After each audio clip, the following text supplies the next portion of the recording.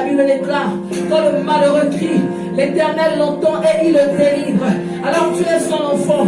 Tout à l'heure nous avons commencé par dire, remercions notre Père. Et puisque tu es son enfant, puisque tu es sa fille, tu es son fils, voilà pourquoi tu vas prier pour la parole qui va être annoncée encore cet après-midi. Dis Seigneur, parle-moi à travers ta parole. Je ne veux pas sortir de cet endroit vide, mais je veux sortir d'ici rempli de ta puissance. Est-ce que quelqu'un peut lever sa voix et réclamer la présence de Dieu? Au nom de Jésus, Père éternel, oh Dieu, nous réclamons ta présence en ces lieux. Nous réclamons ta présence.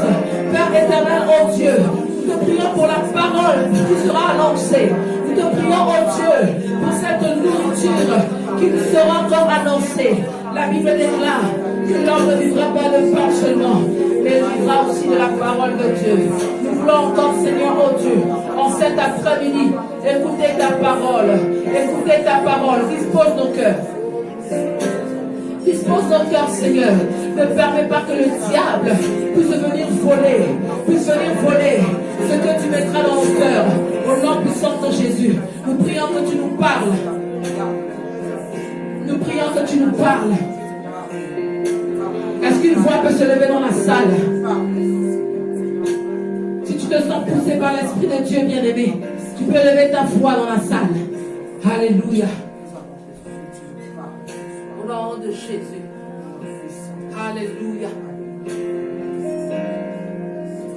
Alléluia. Alléluia. Merci encore pour ta grâce et ta fidélité. Merci encore, Seigneur, pour ce moment que nous allons passer encore en ta présence. Alléluia. Tu as dit quand 2 ou 3 sont réunis, tu es parmi nous encore, Seigneur. Yes, Lord. Merci encore de transformer tout à chacun, Seigneur. Alléluia. Que ta parole, oh Dieu de gloire, puisse encore transformer les vies. Puisse encore, Seigneur, guérir les cœurs.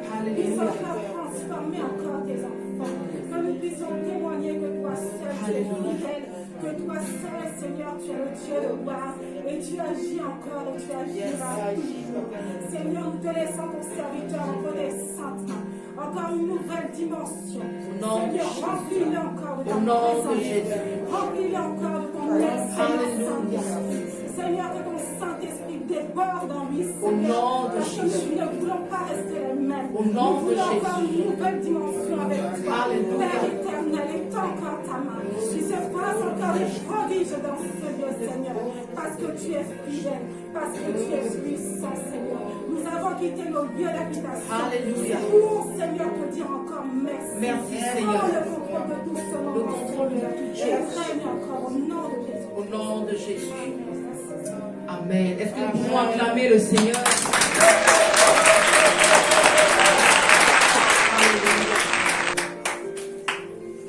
Gloire au Seigneur, que toute la louange revienne au Seigneur. Maintenant, nous allons passer à la parole. Comme je disais, bien aimé, lorsque nous arrivons au temps de la parole, souvent le diable essaye de nous alourdir. Souvent le diable essaie d'envoyer la distraction ou encore le sommeil. Bien aimé, si tu as quitté ta maison pour venir ici, c'est parce que tu es venu recevoir quelque chose de la part du Seigneur. Alors bien aimé, refuse de t'endormir. Si le sommeil te menace, tu peux te lever, bien aimé. Si tu te sens fatigué, tu peux marcher, je ne sais pas, tu peux boire. Il y a des bouteilles d'eau là-bas, je pourrais même vous donner des bouteilles. Mais refuse de sortir de cet endroit, bien aimé, vide. Aspire encore et soif de recevoir quelque chose de la part du Seigneur. Amen. Alors sans plus tarder, j'invite encore le Père de la maison, le serviteur de Dieu, l'évangéliste Brice Dongala, pour la suite du programme, si nous pouvons acclamer le Seigneur.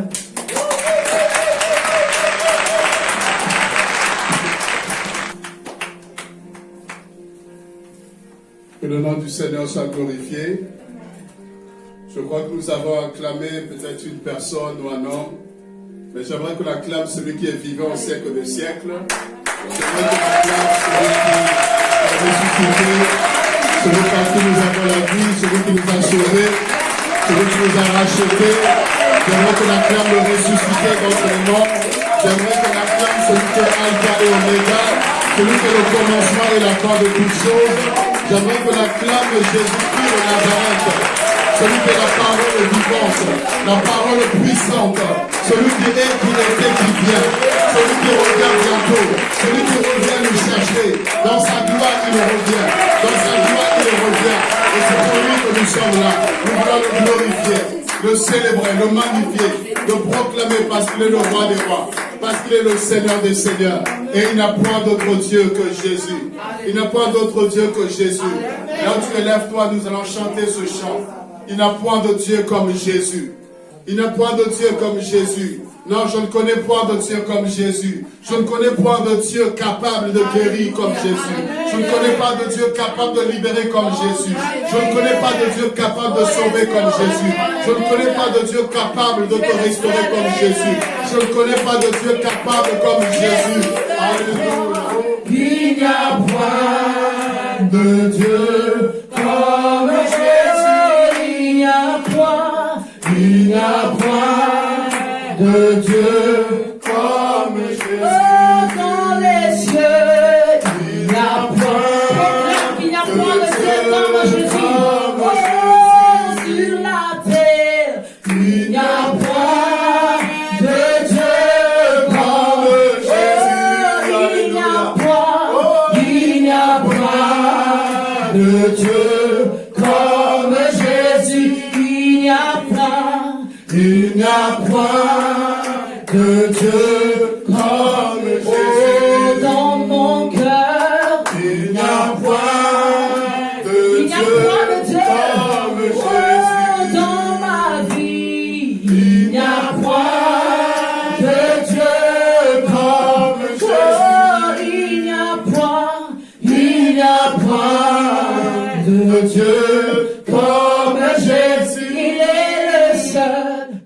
Dieu choisit une classe de personnes par qui il va passer pour pouvoir accomplir sa vision, accomplir sa mission. Alléluia. Amen. Et ici, il est question de Élie. Élie est un serviteur de Dieu. Élie est appelé par l'Éternel à pouvoir accomplir une mission divine. Remplir, n'est-ce pas, une fonction sacrée. Et c'est comme ça qu'il y a une histoire qui se crée entre Élie et Dieu. Quelle est ton histoire avec Dieu? Est-ce que tu as une histoire avec Dieu?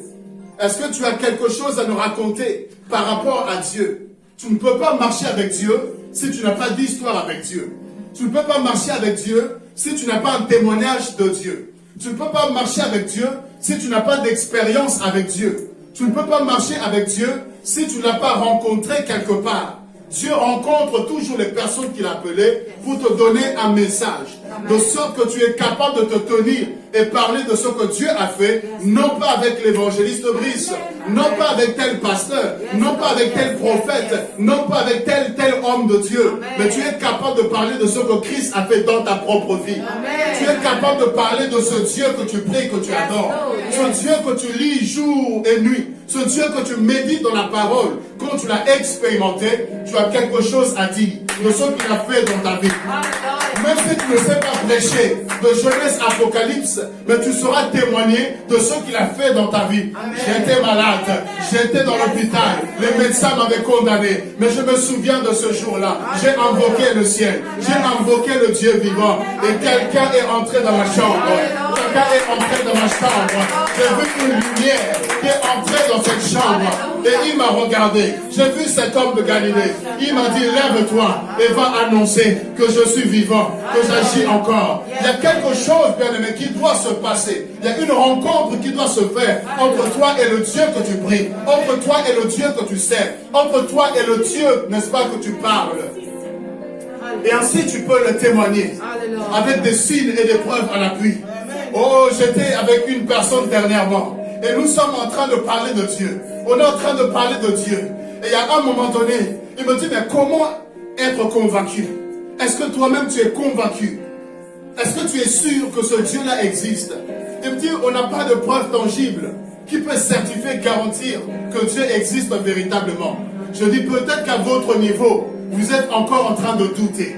Peut-être qu'à votre niveau, vous êtes encore à ce stade-là où vous posez la question, est-ce qu'il y a vraiment un Dieu qui existe? Mais moi, j'ai dépassé ce stade. Je dis, moi, j'ai déjà dépassé ce stade. Je ne suis même pas convaincu à 100%, même pas à 1000%, même pas à 1 million de pourcents. Je suis convaincu que Dieu existe, qu'il est réel, qu'il est vivant. Il me dit, mais comment pouvez-vous avoir cette certitude? Je le dis, les choses que j'ai expérimentées dans ma vie, les choses que j'ai vécues dans mon corps, dans ma chair, les choses que j'ai vues de mes yeux, personne d'autre, frère, ne peut me convaincre que Dieu n'existe pas. Personne ne peut me dire que Jésus n'existe pas. C'est archi faux et archi impossible. Pourquoi? Parce que je l'ai vu de mes yeux. Je l'ai vu de mes yeux. Christ m'est apparu. Je l'ai vu tel que je vous vois. Alors que je suis en train de prêcher au Ghana. Je laisse la famille, je pars en mission pour l'œuvre de Dieu.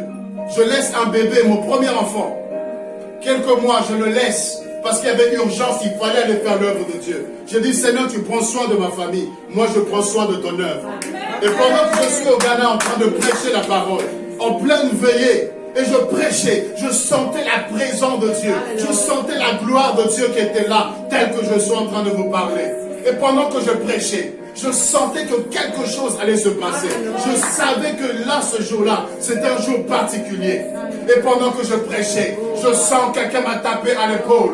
Je sens qu'on m'a tapé à l'épaule. Et au moment où je me retourne pour voir qui m'avait tapé à l'épaule, à ma grande surprise, la première personne que j'ai vue, elle était pratiquement à cette distance-là. La première personne était à cette distance. Et je me dis, mais quelqu'un m'a tapé à l'épaule. Mais la personne, elle est là, personne n'a bougé. Et je me suis dit, mais qu'est-ce qui se passe? Est-ce que je commence à délirer? Est-ce que je commence à devenir fou? Non, je me dis, non, j'ai bien senti que quelqu'un m'a tapé à l'épaule. Et pendant que j'étais en train de réfléchir, de chercher à savoir ce qui venait de se passer, frères et sœurs, j'ai vu quelqu'un qui s'est mis debout en face de moi. Le Seigneur m'a ouvert les yeux. J'ai vu, frère, quelqu'un qu'on ne peut pas décrire. J'ai commencé à regarder du bas. Et je commençais à lever ma tête pour essayer de voir son visage, pour essayer de voir si c'était le Seigneur ou si c'était un ange. Et quand je regarde une lumière, quand je regarde un éclat, quand je regarde une gloire comme pas possible, frères et sœurs, il n'y a pas quelque chose de plus resplendissant que la personne de Jésus-Christ de Nazareth. Je lève mes yeux, je suis en train de chercher à regarder. Et quand j'arrive au niveau de la tête, frère, il m'était impossible de le fixer. Il m'était impossible de le voir. Parce qu'une gloire émanait de son visage. Je sais pas, un éclat de puissant qui se dégageait de son visage. Et il m'était impossible de le fixer, n'est-ce pas, dans les yeux. Mes yeux se sont baissés. J'ai compris que j'étais en face du roi des rois. J'ai compris que j'étais en face du Seigneur des seigneurs. Et il n'est pas n'importe qui. Mes yeux se sont baissés. Je me suis incliné. Je me suis courbé. Et il m'a dit, c'est moi. Jésus de Nazareth. Et il me dit, laisse-moi. J'ai accompli quelque chose ce soir. Il me dit, laisse-moi maintenant. Je vais conduire moi-même cette veillée. Je me suis mis de côté. Je dis aux gens, Jésus-Christ est là lui-même en personne. Là, quand j'étais bloqué, mes yeux étaient en train de le voir. Une gloire qui se dégage de lui. Une force qui se dégage de lui. Je me suis senti comme une petite fourmi qu'il pouvait écraser facilement. Je me suis senti comme quelqu'un de tellement fragile face à la puissance qu'il manifestait. Quand je levais les yeux, c'était des mètres et des mètres pour arriver à son visage. Une telle gloire, une telle force. Et en même temps, j'ai eu peur, j'étais saisi de peur, parce qu'il était impressionnant. Mais en même temps que j'avais peur, j'étais en même temps rassuré, parce que je savais qu'il n'était pas là pour me tuer. Je savais qu'il n'était pas là pour me détruire. Mais je savais qu'il était là avec moi, pour me rassurer, pour me dire, je suis avec toi. Je suis avec toi. Je savais qu'il était mon frère. Je savais qu'il était mon Dieu. Je savais qu'il était celui en qui j'avais cru. Je sais qu'il est celui qui est, alléluia, qui vient le Tout-Puissant, l'Alpha et l'Oméga. Et j'étais en même temps rassuré. Il y a une peur, une crainte, mais en même temps une assurance, une paix, en même temps des deux sentiments. Vous les ressentez en même temps. Alléluia. Amen. Et lorsque je me suis mis de côté, la gloire de Dieu s'est manifestée. Le Seigneur lui-même a commencé à opérer des miracles, des guérisons, des délivrances. Les gens étaient saisis de gauche à droite. Et le Seigneur lui-même était à l'œuvre. Et lorsqu'il a fini, il m'a dit, maintenant, tu peux reprendre la suite de la veillée. Tu peux reprendre le programme maintenant. J'ai accompli ce que je voulais accomplir. Je vous assure, on a vu des choses extraordinaires.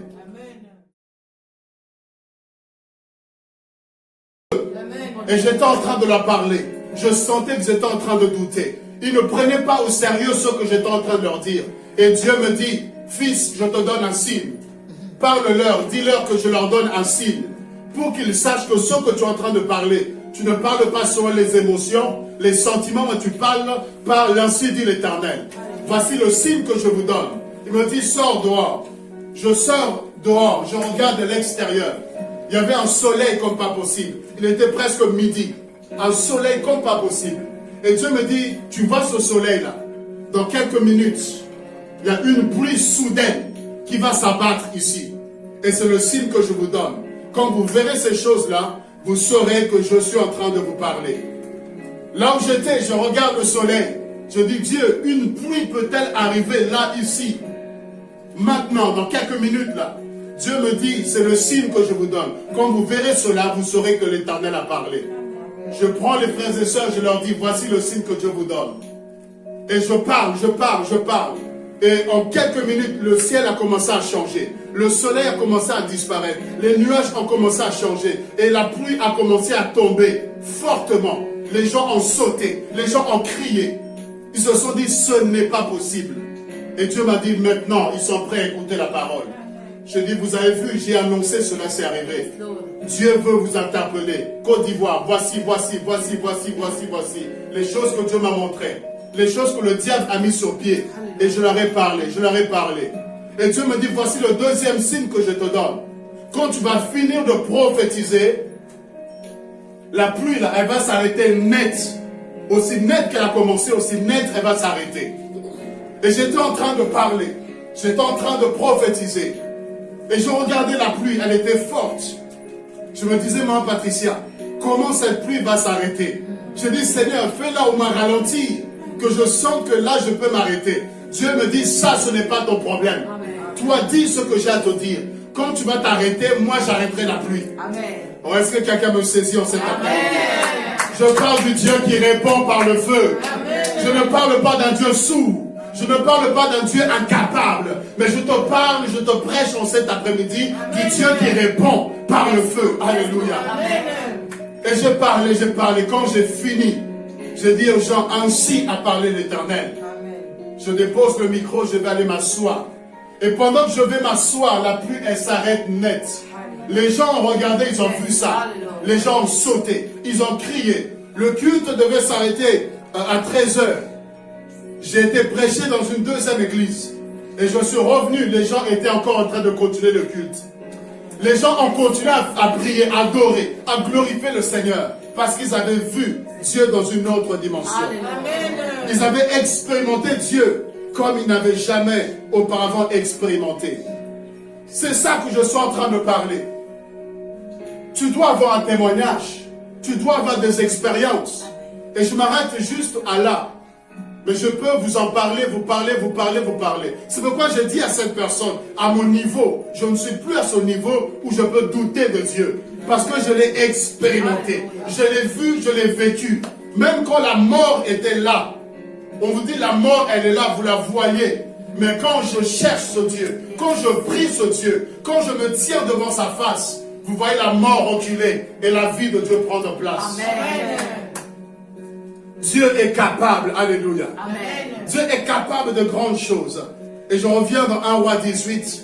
Je reviens pour te dire que tu dois avoir une relation, une intimité avec Dieu. Amen. Il y a des choses qui doivent se passer avec Dieu dans le secret. C'est ça qui fera que même si les gens doutent à côté, mais toi tu sais en qui tu as cru. Amen. Toi tu connais la puissance de ton Dieu. Toi tu sais qu'il n'est pas mort. Tu sais qu'il est ressuscité et qu'il est vivant. Même s'il y a des problèmes, même s'il y a des difficultés, mais toi tu sais que ton Rédempteur, il est vivant et il se lèvera le dernier.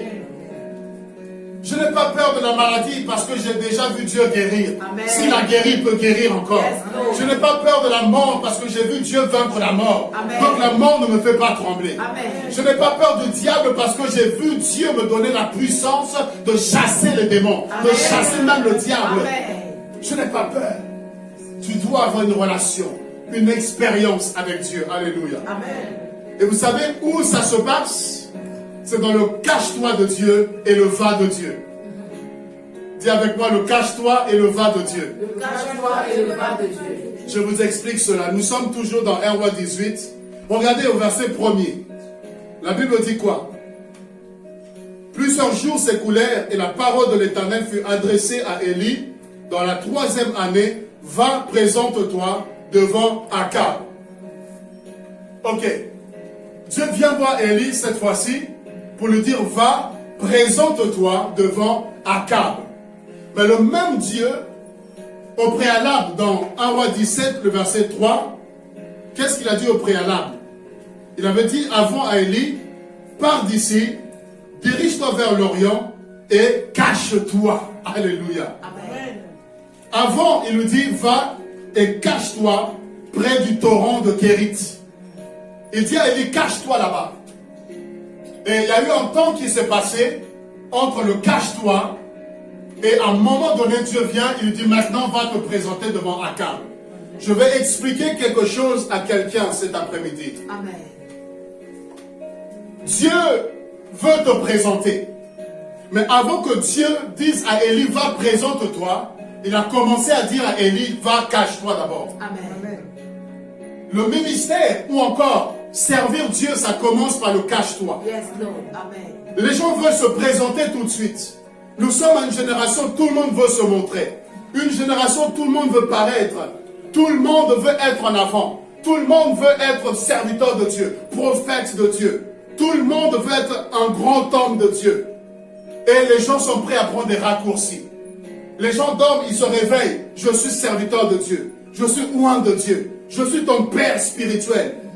Alors qu'il n'a pas d'expérience. Alors qu'il n'a pas de parcours avec Dieu. Alors qu'il n'a pas été assis quelque part pour recevoir de Dieu. Qu'est-ce que tu vas transmettre? On ne donne que ce qu'on a reçu.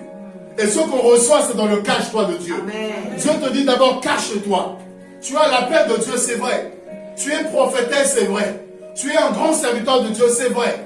Dieu t'appelle pour les nations, c'est vrai. Dieu t'appelle à remplir les stades, c'est vrai. Mais Dieu ne commence jamais par te faire remplir les stades. Dieu commence d'abord dans le cache-toi. Amen. Dieu commencera dans le cache-toi. Le cache-toi, c'est l'intimité. Le cache-toi, c'est là où Dieu va te façonner. Le cache-toi, c'est à l'abri de tout le monde. Tu es seul avec Dieu. Amen. Tu es seul avec l'Éternel. Et là, Dieu va t'enseigner. Dieu va te montrer qu'est-ce que le ministère. Dieu va t'enseigner la valeur d'une âme. Dieu va t'enseigner la crainte de son nom. C'est là, dans le cache-toi, que Dieu te prépare. C'est dans le cache-toi que Dieu te forme.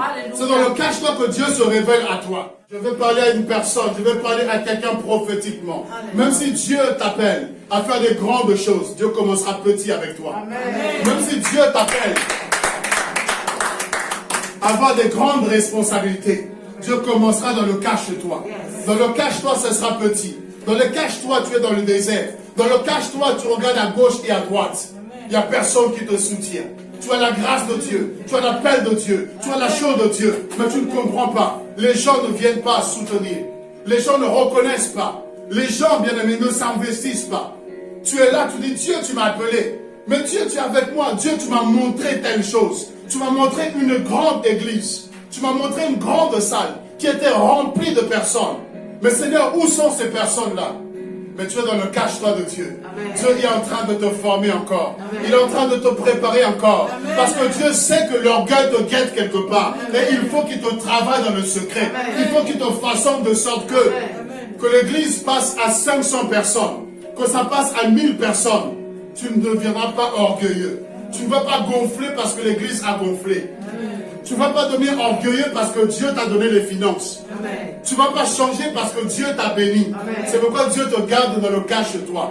Parce que là, il te travaille, il te façonne, il te brise. Il sait que ton caractère sera un obstacle. Je sais que ton caractère sera un obstacle. Et il doit travailler ton caractère. Ne sois pas pressé de te présenter si Dieu n'a pas fini de te travailler. Ne sois pas pressé de te présenter si tu n'es pas passé par le cache-toi de Dieu. Prends le temps de le cache-toi. Parce que plus Dieu prend le temps, plus quand tu vas sortir, on va se poser la question, de qui est-il fils? On a posé la question de David, de qui est-il le fils? Pourquoi? Parce que ce qu'il avait accompli, c'était tellement grand, tellement géant. On cherche à savoir d'où est-ce qu'il est issu. Oh, je dis à quelqu'un, plus tu seras dans le cache-pas de Dieu, quand tu sortiras, on dira, est-ce que tu es prophétesse? On dira, est-ce que tu es une grande servante de Dieu? Quand tu sortiras du cache-pas de Dieu, tu auras l'odeur de Dieu. Tu seras comme Moïse. Moïse est dans la présence de Dieu. Moïse reste dans le cache-toi avec Dieu. Mais quand Dieu lui dit, sors maintenant, Moïse va sortir, mais il n'est pas sorti seul. Il est sorti avec Dieu. Amen. Est-ce que je peux prêcher à quelqu'un? Est-ce que je peux prêcher à quelqu'un? Moïse sort avec Dieu. Amen. Regardez, il laisse Dieu, Moïse sort. Mais il n'est pas sorti seul, il est sorti avec Dieu. Alléluia. Il est sorti avec l'approbation de Dieu. Il est sorti avec l'onction de Dieu. Il est sorti avec la gloire de Dieu. Au point où les mêmes personnes qui avaient l'habitude de le voir, quand ils voyaient Moïse, ils étaient obligés de se couvrir le visage, de se cacher les yeux. Pourquoi? Parce que la gloire de Dieu était telle sur le visage de Moïse. Laisse Dieu te travailler. Laisse Dieu te façonner. On a prophétisé que tu iras loin avec Dieu. On a prophétisé que tu feras de grandes choses avec Dieu. Frères et sœurs, laissez-moi vous dire, entre la prophétie et l'accomplissement, l'établissement de la prophétie, il y a toujours des temps où Dieu te met dans le cache-toi, où tu dois être formé. Tu dois être assis quelque part. Tu dois être enseigné. Tu dois être brisé. Tu dois être préparé. Tu dois être bien-aimé, équipé. Et quand le temps de Dieu va arriver, c'est là que tu vas entrer véritablement dans les choses pour lesquelles Dieu t'a appelé. Mais aujourd'hui, les gens confondent tout. Ils reçoivent une prophétie que Dieu va se servir de toi puissamment. Ils pensent que c'est déjà aujourd'hui. Non, vous ne comprenez pas le langage de Dieu. Quand Dieu te dit tu seras, c'est un futur. Et ça demande que dans le présent, tu dois entrer dans le cache-toi de Dieu pour qu'il te façonne, qu'il te travaille, qu'il te malade, qu'il te brise. Et ce que Dieu te donnera à faire ne ressemblera pas forcément à ce que tu feras demain. Est-ce que quelqu'un m'entend? Amen. Dans le cache-toi de Dieu, tu feras des choses que Dieu ne t'a pas véritablement prédestiné à cela. En fait, ce n'est qu'une transition. Dieu te fait juste passer à faire certaines choses. Tu peux être en train de balayer la salle de l'église. Mais Dieu ne t'a pas appelé à balayer la salle toute ta vie. Ce n'est qu'une étape de ton parcours. Tu peux être en train d'essuyer les chats de l'église. On peut te demander de nettoyer les toilettes de l'église. Ça paraît ingrat. Ça paraît quelque chose que personne ne veut. On veut tous prêcher la parole. On veut tous faire la modération. On veut tous être vus. On veut tous être devant. On veut tous, n'est-ce pas, être exposés. Mais Dieu peut permettre que tu fasses des choses ingrates. Pourquoi? Pour t'apprendre la fidélité. Pour t'apprendre le sens du sacrifice. Pour t'apprendre à être prêt à tout pour Dieu. Moi qui me prêche aujourd'hui, j'ai essuyé les chaises. J'ai essuyé les chaises de l'église. J'ai dormi à l'église. Pas parce que je n'avais pas de maison, mais parce qu'il fallait nettoyer, aérer, de sorte que quand les gens arrivent, la salle soit propre, que la salle soit parfumée. On a dormi à l'église avec des frères et des sœurs pour prier, préparer le culte du lendemain. On laissait nos maisons, on venait dormir dans la salle de l'église. Et on priait la nuit, on intercédait la nuit pour le culte qui arrive demain. Et quand on avait prié, on dormait un peu. Et le matin, très tôt, on se levait, on nettoyait la salle, on parfumait la salle, on nettoyait les toilettes, on rangeait les chaises. Et on glorifiait le Seigneur, on louait, on adorait. Et on attendait que les gens viennent pour que le culte commence. Et Dieu a vu la fidélité, Dieu a vu le cœur de serviteur. Mais nous, on veut tout de suite se présenter, que les gens nous voient, paraître devant les hommes. Mais il n'y a pas eu de cache-toi avec Dieu. Voilà pourquoi moins de femmes qui se présentent, tu tombes. Les gens tombent facilement. Les gens font facilement des erreurs. Les gens sont pris dans des scandales facilement. Pourquoi? Parce qu'ils ont négligé le cache-toi avec Dieu. Ils ont négligé le cache-toi avec Dieu. Dans le cache-toi avec Dieu, Dieu te forme, il te vaccine. Dieu te vaccine, Dieu te prévient, Dieu t'avertit des choses que tu vas rencontrer dans le ministère. Je me souviens quand Dieu m'a enseigné sur l'homme. Dieu Dieu m'a dit, je veux t'enseigner sur l'homme. Et quand Dieu a commencé à m'enseigner, que l'homme est comme ci, l'homme est capable de ceci, voici l'homme, voici le cœur de l'homme, voici le cœur de l'homme. Et de manière pratique, Dieu a commencé à me faire vivre des choses où tu te dis, non, l'homme est compliqué. Et Dieu te dit, tu vois le ministère que tu fais, c'est avec de tels hommes. C'est avec des hommes pareils. Et il te faut donc avoir un cœur large. Sinon tu vas haïr tout le monde. Sinon tu vas maudire tout le monde. Sinon tu deviens ennemi avec certaines personnes. Mais Dieu te donne un cœur large. Tu peux aimer, tu peux pardonner. Tu peux supporter des choses. Parce qu'il te travaille. Tu n'es pas aigri, quel que soit ce que les gens peuvent faire. Quel que soit tout ce qui peut arriver, tout ce qui peut se passer. Dieu garde ton cœur. Alléluia. Yes, Lord. On a besoin des hommes de Dieu. Et le diable est en train de travailler pour que les gens soient pressés. Les gens sont pressés. À peine qu'ils ont un verset en tête, ils veulent commencer une église. Vérité. Ils veulent commencer une église. Pourquoi? Pour être pasteur, pour être le père spirituel, pour être la maman, je ne sais pas. Non, on ne s'aventure pas dans les choses de Dieu. Yes. On ne s'aventure pas dans les choses de Dieu. Qu'est-ce que Dieu t'a dit dans le cache-toi?